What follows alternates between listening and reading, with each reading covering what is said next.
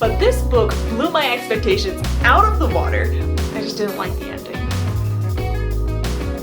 So, one of my greatest hopes for this series was that Fitz would bond a new animal companion, because he had Night Eyes, then Night Eyes died, and he was really sad, and he said, "I'll never bond again." But I was thinking, you're just saying that, because once you get over your grief and you process it, you'll eventually find a new animal companion, and it'll be just as fun as Night Eyes. Maybe not just as fun, but like close enough. And I think my greatest hope for this was, one, because it would just be fun, but then two, because it would show how far Fitz has come, that he was able to move on from Night Eyes a little bit. But then of course, we have Fitz, who is so mired in his destructive grief that he is avoiding all dogs for decades, afraid that he'll accidentally bond one.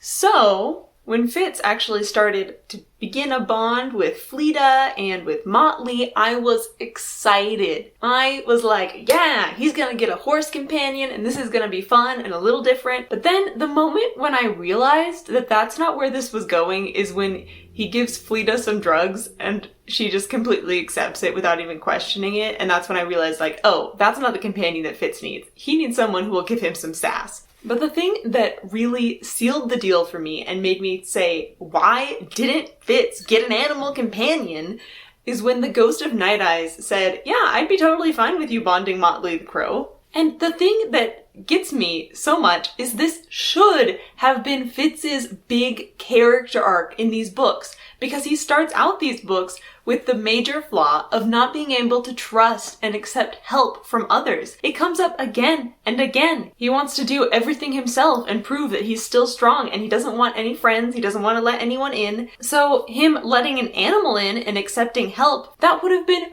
perfect!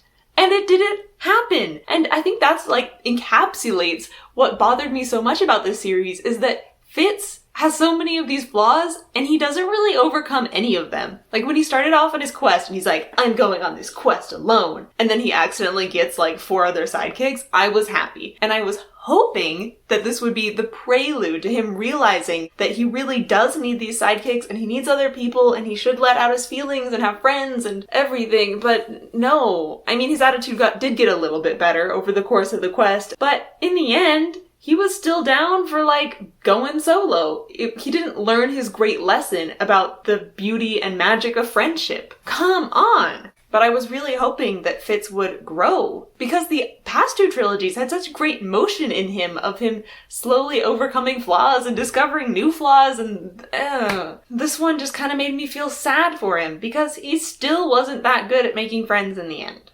But I will hand it to the book for totally blowing a different expectation of mine out of the water. One of the things that I was kind of apprehensive about this trilogy was when I heard that it takes place like 2 decades after the previous one, and then I was thinking, oh no. Are they gonna do the thing where Fitz is now an old man and isn't good at like any of the physical stuff, and then he's just gonna be moping and being like, I can't go on adventures anymore, because that sounded like not the book I wanted to read. But this book blew my expectations out of the water, where we got all the angst of Fitz growing old and having to lose his old friends and realize that the world is changing around him. But he also had this magic that was keeping his body young. And of course we got extra drama out of that, because now he's like, I can't grow old with my wife. And it totally overcame this hurdle that I was expecting it to trip on. But it just made the book better. And another thing that I was kind of disappointed about when I heard about this big time skip, but then turned out to be okay, was that we wouldn't get to see Fitz being a father to all these little children that he had just kind of adopted at the end of the second trilogy. But thankfully, we got Bee, his little daughter that's born near the beginning of these books. And now we get to see exactly the type of father Fitz is, which is sometimes okay, but very bad at the day-to-day details. It makes me think about how many weeks did Hap, his first child, go without bathing and I loved Bee as a character. Now, I understand the complaint that she's kind of an annoying narrator, because she is like ages 8, 9 in these books, and she makes some really bad decisions and is kind of naive about the world and is sometimes kind of annoying. But I think overall, I really loved how that added to her character, because yes, even though she was kind of an annoying little kid sometimes, she was doing that because she was a little kid and it made it feel more real. And I loved how much she was her father's daughter, even down to like talking with the wolf ghost and never giving up.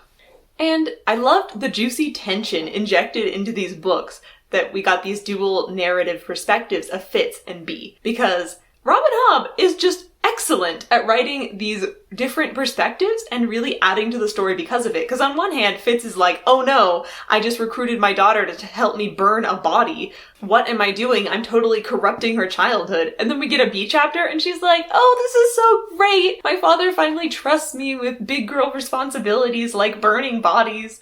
And she's just so happy about it and totally chill. It really shows the difference between the way that Bee sees herself and the way that Fitz sees Bee. In some ways, because obviously Bee has strong magic, and Fitz is just on the denial train for almost the entirety of these books. And another thing that this dual perspective really helped sell me on was when Fitz died.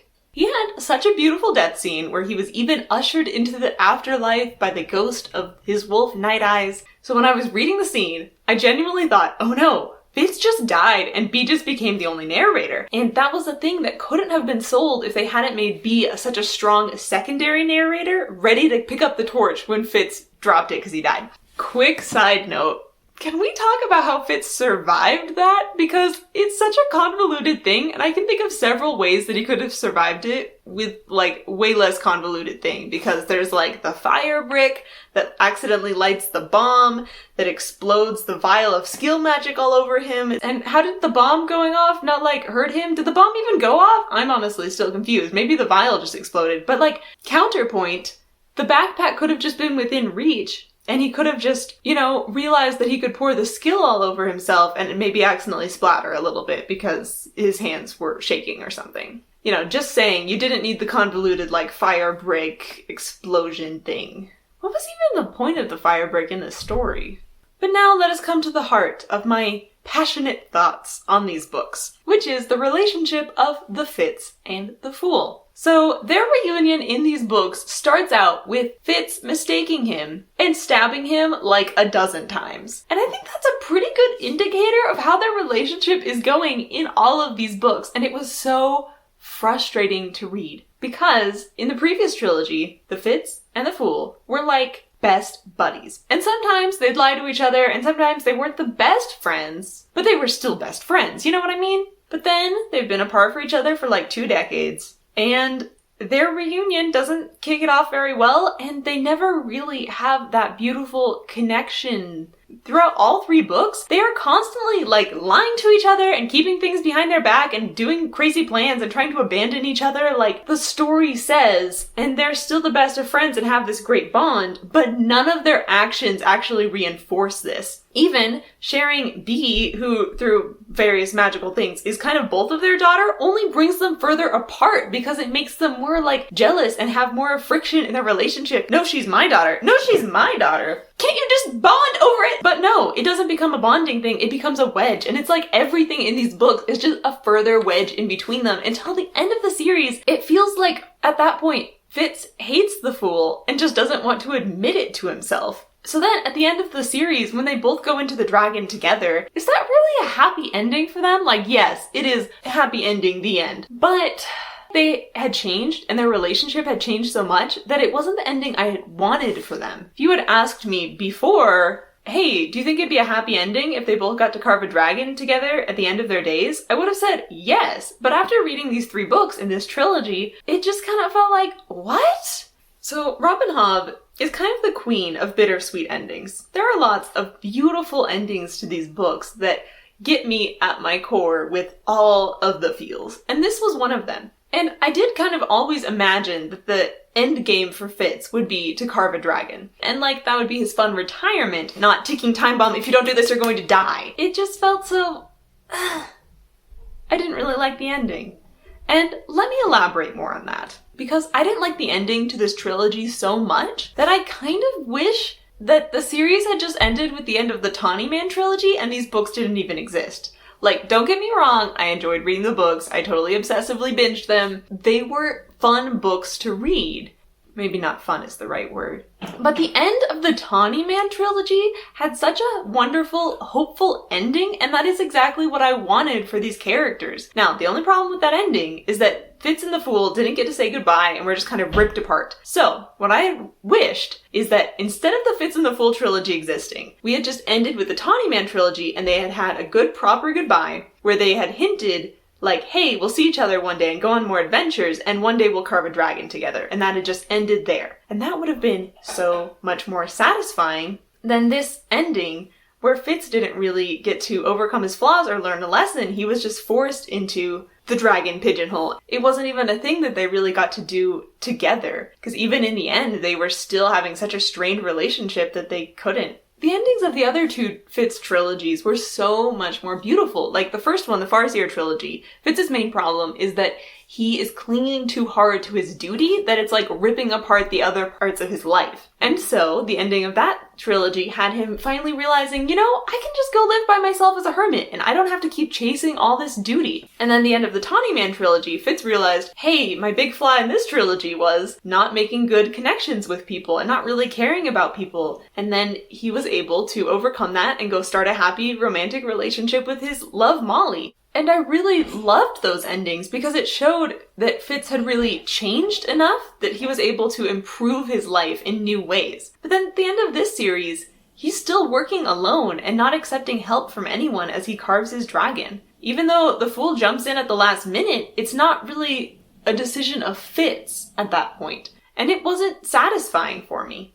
I mean, the characters were still beautiful, I still enjoyed the writing style, the plots were interesting and good, but the ending just kind of spoiled it for me. And also the tone of these books seemed darker than the previous ones. So binging these back to back to back was a little too much, honestly, emotionally. At the end, I was a little crushed and sad. So that probably also influenced my reading of these books. So maybe if I had had them more spread out, I would have not been as bothered by the ending and the confrontational, angry relationship of Fitz and the Fool throughout these books. So, my ranking of the Realm of the Elderlings trilogies. In last place, we have the Rainwilds, then we have the Fitz and the Fool, then Live Ship Traders, then Farseer, then Tawny Man is my favorite. And I would definitely read more Realm of the Elderlings books, but I also kind of wished that we had just gotten the first 3 trilogies and been done, because I feel like I would have been overall happier with those endings.